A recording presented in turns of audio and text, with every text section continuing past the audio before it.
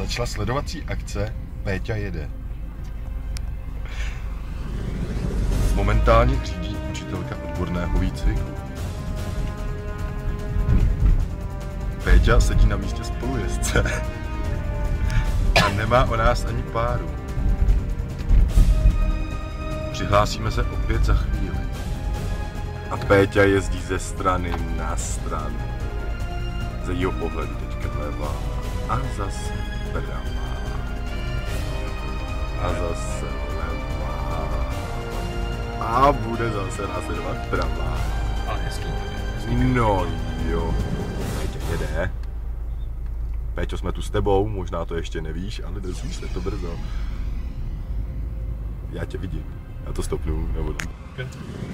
Péťa zvládla otočku a jede znova. A bohu díky tomu se nás ani nevšiml. Pozor, pozor, Péťo, je tam auto, nebyl. A ty vole, hrát, prosím. Péťa stojí na místě a má zapít tady.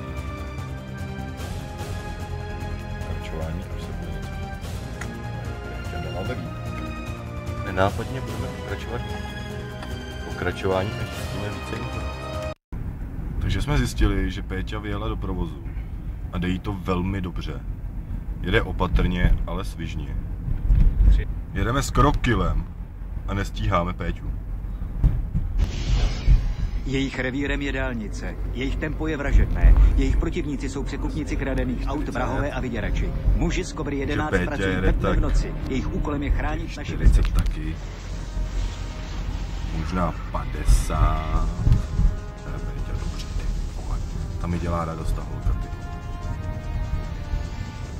Snad, Péťo, až tohle tu uvidíš na stránkách Ficebu nebo Facebooku, Péťa dává blinker, tak snad se na nás nebudeš zlobit, protože my jsme to mysleli jenom jako srandu, ale ne, že bychom se chtěli vysmívat tobě, ale prostě, rozumíš. 1,45 m, vysoká holka, tyjo, naš Martinova sestra, moje kamarádka, jezdí, hezky to tam střihla.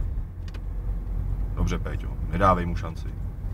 A tak, tohle bude první vážnější situace Péti za volantem. Tak uvidíme, jak ji zvládne. Pozor, Péťa, pěkně. Hezká otočka, hezká. Hezky, Péťo, hezky, gratulujem ti. Zvládla si to moc pěkně. Jsme úplně nenápadní, jelikož jedeme 20 jako jediné auto za autoškolou. Takže Péťo, my se s tebou loučíme.